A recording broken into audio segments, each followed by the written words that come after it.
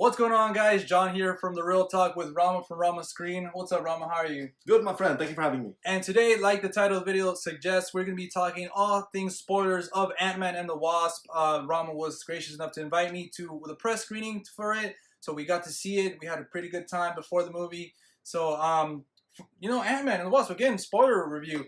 The sequel right after Avengers, kind of a cool palate cleanser to, all the devastation we saw in Avengers Infinity War. So, this was, again, we also have a non-spoiler review if you guys want to check that out on both our channels, and this is going to be on both our channels as well.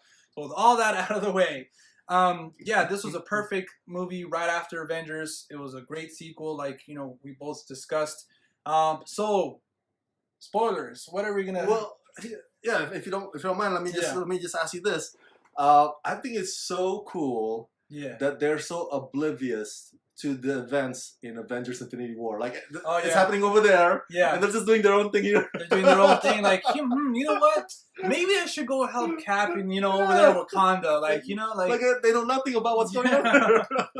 Like, that thing in New York, what happened? Maybe I should try to protect my family or something, But maybe, like, they're so busy with what the events going on. Maybe, So that was funny, in my opinion. Yeah. Well, I mean, he was on house arrest, too, so maybe he couldn't, And then up until Hope and Hank came, they kind of fixed that, That's right. So, there's going to be no Wasp in Avengers 4. She vanished along with Hank Pym. That's the post-credit scene. Yeah, that's the post-credit scene. And along with also Janet, the original Wasp. Oh.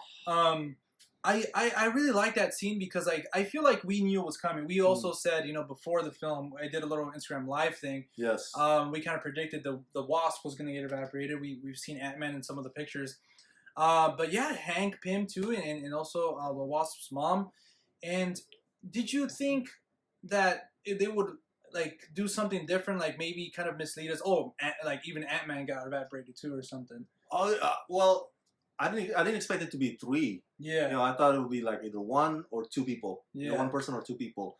But 3, we just got Janet back. Yeah, and we now just got her back, and dies. Michelle Pfeiffer just, oh man, which was I think we can talk about a little bit more later. That Michelle Pfeiffer, she was pretty great in the movie. Oh yes. But I love the way they did it. How they're going to the quantum realm for something, and he's all right, guys, I'm ready to go back, and just guys, and then just pans back to where they were. They're all evaporated, and everybody in the theater was like, oh, everybody's like, no, it was a fun movie, but then right after it, we're back to, feeling, man, everybody's gone. Thanos did his snap, and, it's felt in this movie as well.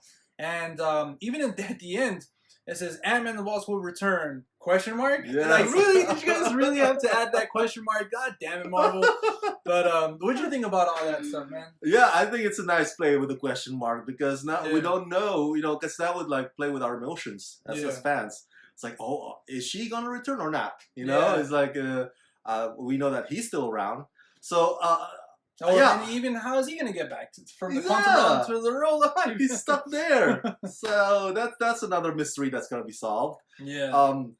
Well, I want to say before we, because we're gonna talk a bit about we're gonna theorize what may happen next. But as far as the movie itself, I gotta say, dude, chime in if you like. But the imaginations of the movie with regards to what the subatomic and the quantum realm has or features, with the creatures in it. And oh my goodness, as it goes smaller and smaller, awesome. like we don't know for real what it looks like. Like he said, theorize about that, but it was awesome visually. It was stunning. Oh, and we also didn't mention that we saw this in 3D, which at first I was like, well, okay, I'm not really a big fan, but it turned out to look really good. It helps in 3D, helps, especially in those type of scenes. That's what I remembered. But it looked really beautiful, really creative, like those little animals. Scott saw one of them, and then one of them saw him and kind of tried to eat him. They're kind of, so it's really cool to see how, once you dive deeper and deeper and deper, how it looks and stuff. I think I would recommend you guys watch it in 3D too. Actually, what? I'm not really a big advocate for 3D. I like, but actually this one, what? Even I think Marvel movies are going to be cool to experience because I saw Avengers Infinity War and even Guardians of the Galaxy in 3D, and I didn't mind it. Yeah. It kind of enhanced the experience, so I would recommend it too. Another spoiler I want to talk about, the villain. As I said, Ghosts. As I said in the non-spoiler, she's redeemable. Let me elaborate on that. meaning that there's good in her. Yeah. And I love the fact that at the end, you know, they actually become friends with her, or they help her out. Exactly. Like So that's cool. Like she didn't kind of like, oh, you know, I'm trying to do this for good, but at the end, no, I'm really evil, and then she gets killed off. Yeah, nothing like that. I really liked her character. The actress, what's her name? Hannah. You said? Hannah John-Kamen. Yeah, she did really good. She's beautiful, and yeah, I definitely really like that. Again, like I said in the non-spoiler review, that I thought she was going to be like another MCU villain, like a Dark Elf or Ronin, where it's just one-dimensional. There's not really much depth. But in this film, you do see her. You know, first we're like, okay, who's this character? Like, what does she want? Then we figure out what she wants and why, because she's all messed up. You know, she had that accident when she was little, and she kind of saw her both parents die right in front of her, and that's kind of messes you up. But still, she was just kind of trying to be normal at the end of the day. Yeah. And then obviously it's revealed that Bill Foster is working with her, and then I kind of was like, oh man, they're gonna do this, but that just the fact that they, again at the end they're let go and they say, okay, you guys, you did what you wanted to do, so you know that's it. You know, you guys are done. Like, and she didn't turn out to be bad, or even Bill Foster wasn't even that bad. Not only that, you know, if she doesn't get that essence from the quantum realm, she'll disappear. Yeah, you know, not evaporate in the way, you know, Thanos does, but she'll just disappear. It's like she can't touch anything material. Yeah, that would be messed up too if she's finally fixed and she got evaporated by Thanos. Like, God damn it, Thanos! See, you're not doing all good, man. Even then. Even then. But also, I want to bring this up now because it is a spoiler. Because we talked about the father-daughter heartfelt drama. That's also Bill Foster and Ghost. Yeah. That aspect, the father-daughter, he's a father figure to her. And so that's a third, you know, with Michael Douglas and Evangeline and then Paul Rudd and his kid. So there's third father-daughter thing. And that was pretty cool to me, that approach. Yeah, you can see that, you know, along the way, like he knew what happened to her, so he wanted to help her. And then obviously, I don't know if he has kids, but also her too. You kind of see her kind of maybe listen to him, because he kind of controls her. Like, okay, you know what? This is not what we do. She wanted to kidnap the daughter, but he's like, you know what? We can't do this. Yeah. You know, this is not what we do. So if you do that, I'm not gonna be able to help you. So he wants to retain her humanity. Yeah, exactly. Like, so that's a really cool dynamic. You know, I don't think we've ever seen that in a Marvel, like a villain. You know, so I think that was really cool. I really liked Ghost. Now thinking about it, even Bill, the Goliath. You know, from the comics. Bill Foster was her voice of reason. Was her conscience. And we never seen that before. Yeah, we never really seen that, so that was pretty cool. It's like a Geppetto, you know? Yeah, from Pinocchio. It's like, don't do that. Yeah. Don't lie. Yeah. So that's my villain spoiler. What else can we bring up? Also, we didn't really talk about, you know, Janet Van Dyne, the mother of Hope, and you know, they kind of, at the beginning, great effects on Michael Douglas and Michelle Pfeiffer. They look new. They look, you know, 20 years younger, 25 years younger, and that was incredible. The same effect they did for Robert Downey Jr., right? Yeah, and even in the first Ant-Man too, with Michael Douglas again. That's right. So it was really cool to see that, and Michelle Pfeiffer did really good in this movie. You know, she wasn't like a weak link or anything. But yeah, it was cool to see, you know, the whole movie. Okay, man, are they gonna be able to get her back? And they obviously did, and they have an emotional moment with Hope and stuff. So that was really cool. And my only thing is that she's barely in there. Yeah, she's kind of just. We barely see Michelle Pfeiffer. Yeah, for like the last few minutes. And a little bit in the beginning. Yeah, in the beginning. Yeah, that's right. So I was like, for those of Michelle Pfeiffer fans out there, just don't keep your hopes up. Yeah. Like, I'm gonna see her. No, just like we're only gonna see her for just a little bit. Yeah, a little bit. But that's about it. I don't have any other objection. But she's fantastic. You know, she's a great actress. I think she's perfect for the part.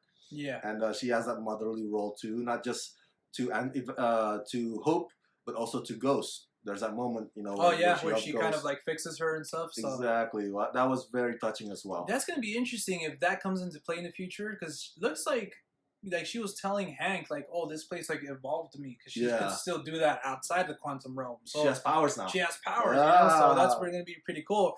And also, obviously, before she kind of got back to everybody, we have that kind of great moment with Scott Lang where she kind of took over. Yes. And just so that Paul Rudd is kind of playing with Hank and stuff like that was just so hilarious. Just the way Paul Rudd did an amazing job at pulling that off, and I thought they were gonna kiss. Michael Douglas and we're gonna kiss. Like, oh, I miss you so much, and but it was just a funny, hilarious scene, but also kind of emotional too, because you can feel like, oh man, like this is the first time that she's talking to any of them, so it was really well done. Just overall a pretty hilarious scene. I think Paul Rudd channeling Michelle Pfeiffer, it just goes to show the skills of Paul Rudd as a comedic actor. Paul Rudd is a gem. I have been on his boat for a while, long, even from Romeo and Juliet, and even Friends. But and all his run with Will Ferrell and the guys at Steve Carell with Anchorman movies, so he's got it. Yeah. And to combine with that, or to add with that, is also the skills of Michael Pena. Movie.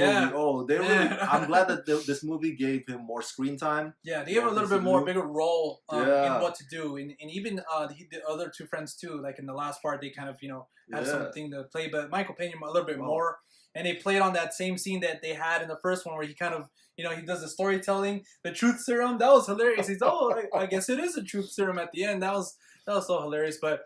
It was cool that they brought that back and they kind of amplified, like, okay, yeah, you guys like Michael Pena, then you're gonna get more of him, So I really like that. He was great in this role. He's like Vince Vaughn. He talks really fast, but you can understand every word he says. Yeah, I love Vince Michael Vaughn too. Pena just gets like the pitches, man, the voice. Yeah.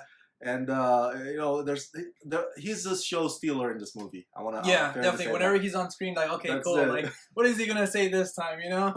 I hope, but just saying it out there to the universe. Yeah. If Marvel made a Lewis, right? That's his name, right? Yeah, Lewis merchandise or Lewis action figure, I would totally buy that. Yeah, definitely. Lewis Funko. Yeah, little Lewis Funko. So the comedy's amazing in this movie. Yeah, everything from start to finish. The ant again. Yes. The drums. And the way the movie plays on San Francisco streets, man. Because I've gone to San Francisco many times. It's like, oh my god, it's the Lombard Street, Yeah, like, oh. That was really cool. They had that whole chase scene where she's like, oh, I'm gonna take this guy for a spin, and again, man, like the action was just everything they did when the car's getting small and big, and even the Wasp getting small and big, and the ant. And it was really good. And Ant-Man using the truck like a scooter. Oh, yeah. He said, all right, guys, don't worry, I'll be there. He's kind of like skating there because his little reactor was broken. And I thought it was genius. And even, I think it was broken early on, too. And he was in the school. Yeah. He was a little kid like, hey, you, stop there. And he just runs. And that was awesome. And that's smart on the writer's part to have the broken thing. Because it adds to the difficulties for Ant-Man. Yeah, exactly. So he's not invincible. Yeah. It's like, oh my god, my suit keeps messing up on me. So it's like, awesome. oh, so and it also adds to that, and also the action and the comedy. Yes, it's just like a great little it goes like this. Device that he goes like this. He goes like this. He goes like this. You don't know how And then he got really big at the end, which was really cool. Yes, like really, really big. Wasp. Let's briefly before we theorize on what's going to happen next. I want to say, because a lot of ever since Wonder Woman, and this Me Too movement. We want more and more women. Now Captain Marvel's coming up. More woman empowerment. And I think Evangeline Lilly does a good job of carrying that torch. Yeah, definitely. Of women empowerment in this movie. She was so badass. Oh. I loved every minute she was on screen. The action with her. You can feel that she loves being the Wasp in this role. When she goes big in that car, she's, oh, hey, guys. And she just starts kicking ass. Like, it was just awesome. It was amazing. Give me a standalone Wasp movie. Like, I don't care. And she's not a sidekick. It's not Ant-Man exactly. And the Wasp, it's not, oh, I need you to. There is a little thing of they're partners, but it's not like a Batman and Robin. It's sometimes even you can say, hey, it's more like the Wasp and Ant-Man, Yeah, you can even do that. Yeah, that's a good point. Yeah. So they're equal, and there'll be times when she needs him, there'll be times when he needs her. Yeah, exactly. So it's just like, and it's not always smooth sailing, gonna stumbles along the way, but they get it right as a team. That's what's awesome about it. Great team. I can't wait to watch this again, man. I'm gonna go opening night again Thursday. Thank you again for inviting me. I had a great time, and I can't wait to see it again. Marvel, another one, man. They just keep knocking. DC, you guys gotta take notes, please. You guys have wonderful characters. I want to see you guys do good, so please just take notes, please. Now, so the theories, real quick. We know that Captain Marvel and so Ant-Man and Ronan, which is Hawkeye's other version, they're gonna be kind of leading the charge. Yeah. Because they're still around. They're gonna be a little bit more prominent. They're still they haven't evaporated. Yeah. I know that some people out there, the rumors is that Captain Marvel will be the new Captain America because Chris Evans' contract ended. Yeah. And he's not renewing it. He wants to move on. I don't know if you heard that. Yeah. So, and I think the same thing with Robert Downey Jr. So, you know, Captain Marvel will be more prominent in the Phase 4. Kind of take that leadership role. Exactly, as opposed in place of RDJ and Chris Evans. Yeah. So we'll see how it's gonna play out. And like you said, Ant-Man is stuck down there in subatomic. Yeah. We'll see how he gets out of it, and like obviously he's gonna be like, what the heck just happened? So he's gonna try to find the answers, and there's a lot of theories too that it takes place 5 years after the events of Infinity War. So where has everybody been? Like, what the heck's been going on? Is Iron Man still with Nebula over there on Titan? You know, how the heroes gonna get back together, and then even when they come back together, Cap and Iron Man still have not been, you know, confronted. We still haven't seen them together since Civil War. So how Ant-Man plays into this, we've seen what the quantum realm can do, but there's a lot of theories like somehow his tech will be able to send them back to the past. You know? So maybe that's how Ant-Man is, you know, maybe Hank Pym was working on something else to try to get Janet back, you know, maybe going back to the past, you know, so we'll see how Ant-Man plays into Infinity War. Now, correct me if I'm wrong, but the Infinity Gauntlet, the glove itself, is destroyed, right? It's broken. It's kind of I've seen an interview with the directors. They said it is, but it's still functional. Like he can still use it. It's just kind of like a price to, because he kind of did a big, you know, thing. So it kind of, you know, kind of a price to pay for what he did. Yeah. But it's still, you know, he can still use it. Yeah. Wow. Okay. Okay, so that's something to be, you know, paid attention to by our heroes, Captain Marvel and Ant-Man. So, but you know, we'll see how the three people meet.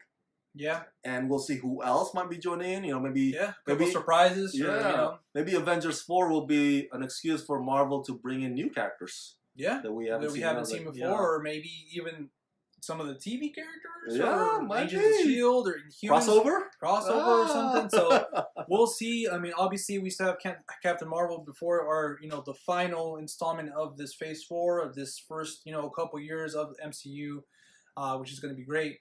And let us know in the comment section down below what you guys loved about Ant-Man and the Wasp.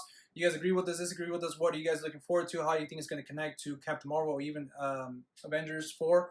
And subscribe to our channel. Yes, subscribe to us for more content like this. I'm pretty sure this is not going to be the last collab between us. Yes. I love collabing with you, Rama. No problem. So, thank you. Yeah, if you guys like this, subscribe to see more. All right. Let's rock this. Yeah. See you at the movies.